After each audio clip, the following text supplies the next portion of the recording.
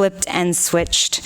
Alive in switchbacks, we were fixed. America, you bit my lip, while along the pitch, we dipped and spit.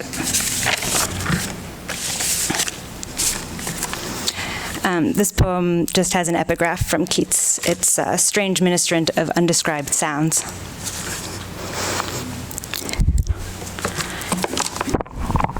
Okay.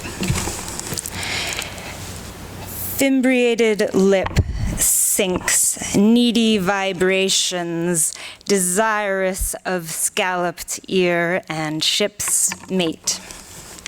A shoal of sea, a field lisps in wisps, whips its fibers upon a hasty wind. What picture of a love is this? What picture of a love is this? See how it grows, then fades in waning light? When underground cisterns, all royal and might in projections, feel a tender limb of body whole, as universe is nil.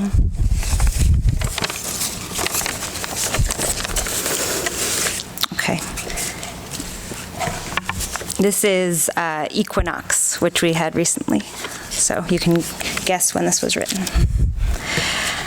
Once I couldn't take my eyes off Jesus in Pasolini's gospel. Flat cheeks, soaring eyes, owl, nose, heckling the Nazarenes to build straight roads, for the way all these features but the last, and a solid brow, lined up with yours. Do you know you arrive on a sea of pictures, walking on water, advancing in stages of light, like the day and night always together. Febrile durability, recharge, consultation of the sources, a labor of forgetting, the steep climb between my time and your eternity, gap jumping goes the heart. While the shooting hand changes direction among a crowd of soldiers, spotting handsome ones, while the other hand knows not, only sees, and squeezes your hand in laughter. What horror of sentimentality for the Mediterranean rock-strewn field and open.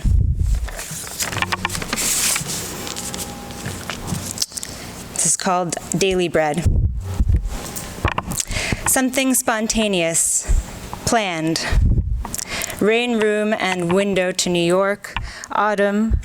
This card is a definite yes. To any questions about love, an electric yes. Yes. Something you have to see to believe. 0-100 army time to take care of dreams and muscle mending for tomorrow's case that brings me home. Pack nothing but a carry-on. Fly Delphi. Feel ambivalent about joy all summer long, except when a drunk droog trots with a 2x4, grazing SUVs and city buses, putting orange cones in roads, perfectly passable just to control, front row seats to everything. Better than the rite of spring, ballet position -1 set off riots 100 years ago, how not to bulldoze positions, how chemical weapons in Syria attack the eyes. Okay. So this is another attempt at an autobiography. Seems to be the theme. Autobiography. Yes. Okay. Me roots is constantly running a ways, for this my grandpa traveled the world, distracted by the flip of polka dot skirt, in search of his ma he English learned. In the bowels of a boat riding the waves that carried him to Australia, then India, now cousins in Thailand on Sapphire Sea, spokespeople of holy make claims on me. I traced my way to Petersburg, but below me lay a bog. Riga wasn't far, but the mirrors panted fog. Then to Maghreb's atlas where palettes slide against the sun. Leo da Vinci learned he knew from nature. Now nature learns from. Rembrandt moved to Amsterdam when portraits were in demand. Did the ephebic not always feel at home, no matter where they roamed, but especially at Penelope's, where she could not leave knit a knot? Along the pitch they barbecued, smoky fingers they gestured, at the amphibian nude. Continuous slipping, they outhosted themselves, sprawled across corners. Did the horse make the saddle? Does the king make his throne? Did the rocks and a dock or the clocks make a home? What hurry to feel sheets, to find the source of a sight, to be sure when awake, feel the absence of a blur. For a moment, whir, tendrils climb, and round the roar that makes the lion. So I have two more. Okay, one is called, this one is called Small Miracles on Public Transit. Polyvinyl acetate. Forget about those spills, water, fur, or it sounds like fantasy, science fiction, but ladies and gentlemen and masters of the house, this is science. The latest in Velcro, innovation on the Elektrichka sucks it all right up. Like the thing the guy on the metro, only that material stuck to any surface and holds any object, so you could stick it to the roof of your car or hang yourself or cell phone from the ceiling.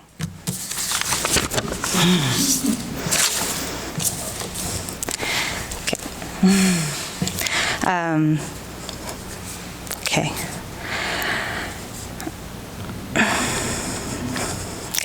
This is Lands of Infinite Sunsets for Benjamin, Walter Benjamin. It is forever while I say it is.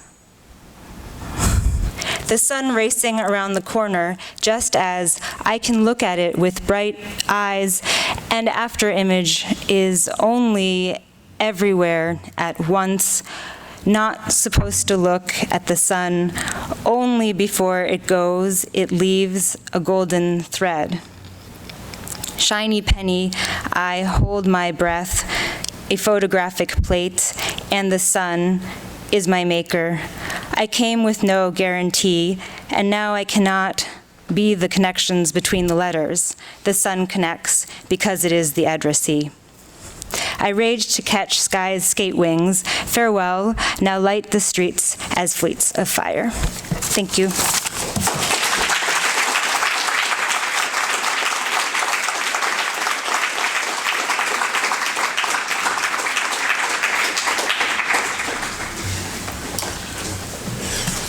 Thank you, Simona Schneider. Thank you for the wonderful reading. Mary Wilson, who will introduce Alice Notley. Mary, are you in the? You are in the house. Thank you.